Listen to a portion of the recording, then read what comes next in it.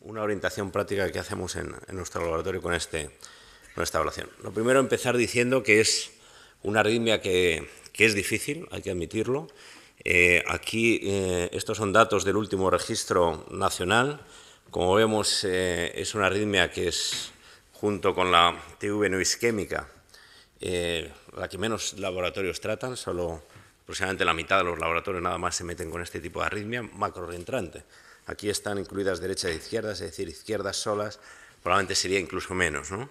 Y en cuanto a la eficacia, pues vemos aquí, pues realmente la eficacia junto nuevamente a la TV no isquémica, pues mala, ¿no? Bien, dicho esto, ¿cómo enfocamos esta arritmia? En principio definiría 5 claves.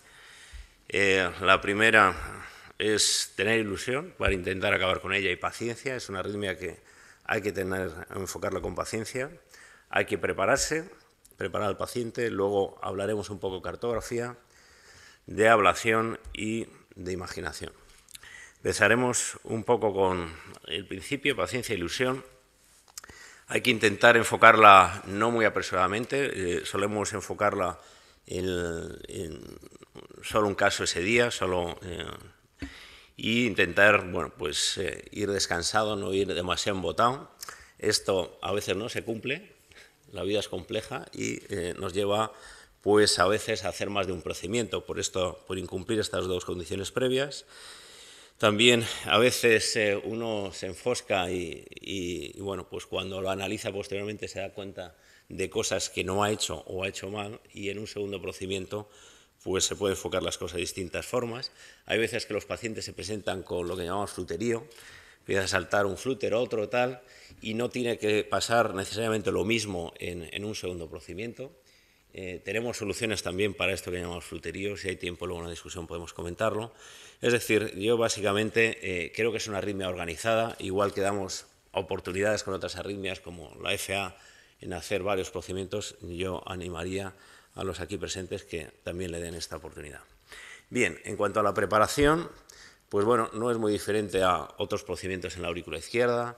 Solemos anticoagular a los pacientes previamente, o si no, hacerles un eco transesofágico solemos hacer un TAC de la aurícula izquierda más por tener una idea de la anatomía. Suspendemos los fármacos antiarrítmicos y durante el procedimiento pues heparinizamos con este target, que es un poquito inferior al que hacemos en FA, que buscamos un target de 300. Aquí nuestro abordaje es de menos ablación, menos aplicación de radiofrecuencia que con la FA, que es lo que pensamos que es más protrombótico. Y sedación igual que en la ablación de FA. El setting de catéteres que utilizamos usamos un catéter en el seno coronario, 10 polos, nos vale para ver la secuencia. Estos pacientes muchas veces tienen varios flúteres, pueden concurrir derecho e izquierdo, y el seno coronario nos puede dar una pista. También lo utilizamos como referencia en el lavador, por si se mueve la geometría, y como asistencia al transeptal. Usamos en el septo un bipolar de fijación activa, básicamente para la navegación. Nos da, digamos, una referencia para el insight, que es lo que solemos usar, de forma que el mapa es muy estable, y también para construir los mapas de activación, pues es el que solemos usar. Al igual que en otros procedimientos en la aurícula izquierda, como en la FA, que utilizamos otros catéteres, o en otros flúteres, en el flúter común, que es práctica extendida usar un 24 polos, pues o un 20 polos, en este sustrato, que incluso es más complejo, ¿por qué no usarlo, no? Y usamos, pues igual que en el flúter derecho, un 24 polos, pero en este caso en la aurícula izquierda. Eso nos vale para hacer la anatomía, para ver un poco la secuencia del flúter, y no hay que olvidar que estos flúteres muchas veces van cambiando de un flúter a otro, y si no tenemos, digamos, claramente algo que nos dé un cambio de secuencia, puede ser difícil saber si ha cambiado el flúter. Y también nos vale para evaluar posablación, como luego veremos. Finalmente, metemos el de ablación, solemos hacer punción única, solemos usar catéter de punta irrigada, y últimamente estamos usando un lavador remoto, y entonces utilizamos catéteres magnéticos de punta de oro. Este es el setting de catéteres habitual nuestro, como ven, el 24 polos en la aurícula izquierda, el de ablación, el seno coronario y la fijación activa. Bien, esto se ha quedado parado.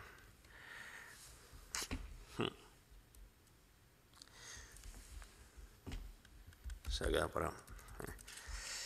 Bien, cartografía sería la tercera clave.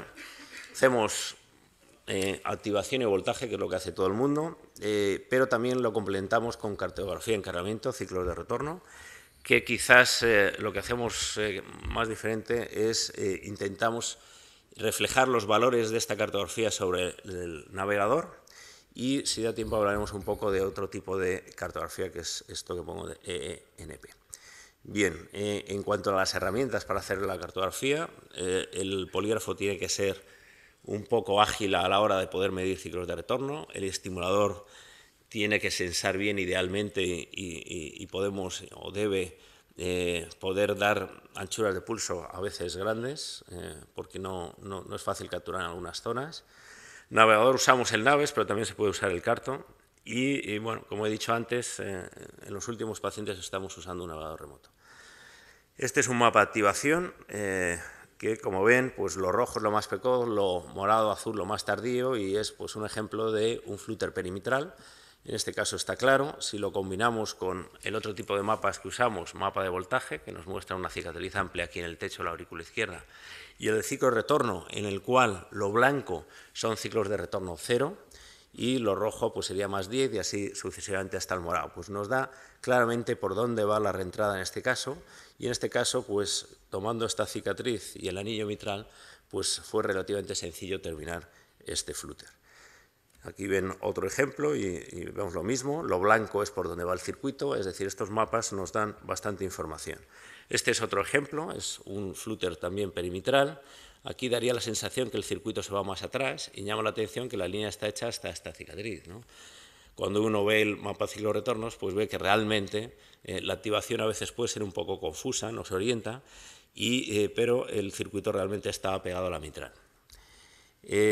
Otras veces no es tan sencillo. Aquí ven un flúter lento y bueno, pues ven que en el multipolar prácticamente todo está concentrado en una banda y tenemos un gran espacio diastólico sin electrogramas, a pesar de tener este multipolar incluso el seno coronario. Hicimos un mapa de activación y acabamos pues con esta arritmia, una gran orejuela izquierda, y bueno, pues parecía que venía aquí. Preguntas: ¿qué mecanismo tiene esto? ¿Es focal? ¿Dónde aplicar? ¿Aplicaríamos en el centro de la zona blanca? Bueno, hicimos un mapa de ciclo de retornos y vimos que había puntos distantes dentro de la orejuela con ciclo de retorno 0. Es decir, esto no era una arritmia focal, era una arritmia macroreentrante.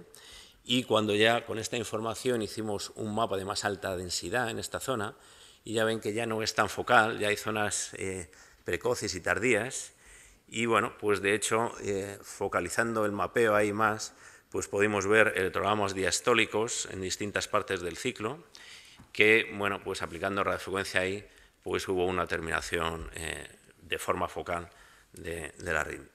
Otras veces la situación no es tan clara, y podemos tener, como en este caso, que no es un caso raro, de hecho es el caso que hicimos la semana pasada, el viernes, y bueno, pues este es el mapa de activación. Entonces ven que todo está en azul, amarillo, realmente no vemos nada claro de por dónde puede ir esto, una gran cicatriz aquí septal superior. Hicimos el mapa de los ciclos de retornos, lo blanco, vuelvo a decir, es por donde va el circuito, y vemos que tenemos ciclo de retorno de 0, pegado a la mitral y hasta aquí. Bueno, aquí pueden ver donde hicimos la aplicación de radiofrecuencia, que fue en este punto, y fue focal. Esto terminó el flúter. ¿Qué registros teníamos ahí? Pues bueno, pues pueden ver que aquí realmente, y esto se ve ruido porque está a máxima amplificación, pues realmente no se ve nada. Y bueno, pues realmente, ¿por qué aplicamos ahí radiofrecuencia, ¿no? Esto a veces puede ser complejo. Teníamos, digamos, en las cercanías buenos ciclos de retorno, no en ese punto exactamente porque no se veía nada y no se podía medir, pero hicimos el tercer tipo de cartografía que les he comentado, que es esto. Y esto es estimulación asincrónica, y ven cómo no se dejen engañar por estos electrogramas que son ventrículo. Los electrogramas auriculares son estos, y ven que esta espiga realmente se ha liberado, digamos, sin aparente captura. Pero a pesar de no haber aparente captura, termina el flúter. Y esto, bueno, lo hemos visto también en taquicardias ventriculares, y es un reflejo que estamos capturando la parte, digamos, protegida del circuito, la parte lenta. Aquí se hizo una aplicación de radiofrecuencia focal y el flúter acabó en 7 segundos, ¿no? Bien, en cuanto a algunas palabras de ablación, tratamos de hacer aplicaciones focales intentando encontrar la zona de conducción lenta. Si no es posible, hacemos lineales, para lo cual usamos un catéter irrigado, y en vez de la línea que ha descrito el doctor Mon del istmo mitral inferior, que es del doctor Gesaguer y que es prácticamente imposible de hacer, solemos optar por esta otra línea, superomedial, que es donde además suele estar la cicatriz, y bueno, pues es una línea que hasta ahora solo nos ha fallado en un paciente y que, bueno, en un segundo procedimiento nos valió, y en otro paciente que luego los presentaré. La validamos posteriormente y, como digo, bueno, pues estamos usando esto. Bien, este es un caso de aplicación focal, me lo voy a saltar por ir más rápido. Este es un caso de aplicación lineal, cómo termina el flúter, y luego con el catéter multipolar validamos esta línea, estimulamos desde a un lado de la línea y se ve, digamos, la secuencia de bloqueo, y al otro lado, y ahora estimulando no del 17-8, sino el 15-16, y vemos que llega retrasado. Lo mismo que hacemos para el flúter ísmico, pero en el lado izquierdo. Bueno, el navegador remoto que estamos usando me lo voy a saltar si puedo, porque esto no se avanza. Y el último punto sería utilizar imaginación. Bueno, imaginación está bien decirlo, ¿no? ¿Por qué imaginación? Bueno, pues hay que tener imaginación a la hora de intentar encontrar por dónde va el circuito. A veces es como un juego. A veces tenemos circuitos simultáneos y esto puede hacer complejo el procedimiento y tenemos que darle vueltas al coco. Imaginación a la hora de diseñar la ablación. Bueno, a veces si podemos focal bien, pero si no hay que escoger la línea o el istmo más estrecho, y luego pues no hay que olvidar las estructuras vecinas. Este es un caso que hicimos esta línea que les he comentado entre el anillo mitral y la vena pulmonar superior derecha. Dos procedimientos. El primer procedimiento hicimos la línea y nos costó mucho acabarla en el centro, había un gap ahí que no había forma de ablacionar, se ablacionó, la paciente al poco recurrió. La programamos para y de hecho fue un caso que se retransmitió en Europace, nos pasó lo mismo, el gap famoso fue durísimo ablacionarlo, 60 vatios incluso, ahí en medio de la línea en el techo, y bueno, pues al final se ablacionó, nuevamente recurrió. Total, que un tercer procedimiento, porque la paciente estaba en flúter incesante con frecuencias difíciles de controlar, y bueno, pues pensamos que realmente había que hacer algo diferente. Epicardio no, porque ahí está la aorta, y bueno, pues intentamos utilizar ese abordaje. De hecho, lo que hicimos fue colocar un catéter aquí en la aorta, como ven, y aquí se hicieron aplicaciones guiadas con eco transesofágico. Aquí pueden ver el catéter de ablación aplicando radiofrecuencia. Ven que realmente la distancia es muy pequeña entre la aorta y la aurícula izquierda, que es lo que está detrás, ¿no?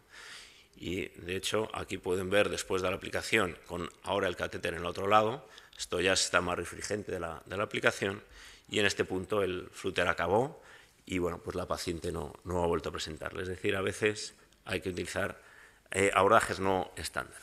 Para concluir, bueno, pues decir que es una arritmia difícil, pero es organizada, es decir, detrás hay un mecanismo que hay que tratar de encontrar, abordable. La cortografía debe ser combinada, la activación nos vale, el encarnamiento nos vale, pero hay que usar lo mejor de ambos mundos, delimitar el circuito y una vez que lo tenemos delimitado, buscar la zona de conducción lenta con activación. Es fundamental el uso del navegador. En cuanto a la ablación, intentar hacer un abordaje focal cuando es posible sobre la zona de conducción lenta, cuando no lineal, y nosotros encontramos especialmente útil esta línea que les he descrito superior, y bueno, pues últimamente estamos utilizando este navegador remoto. Finalmente, bueno, pues les animo a recordar estas 5 claves que hemos mencionado. Nada más. Gracias.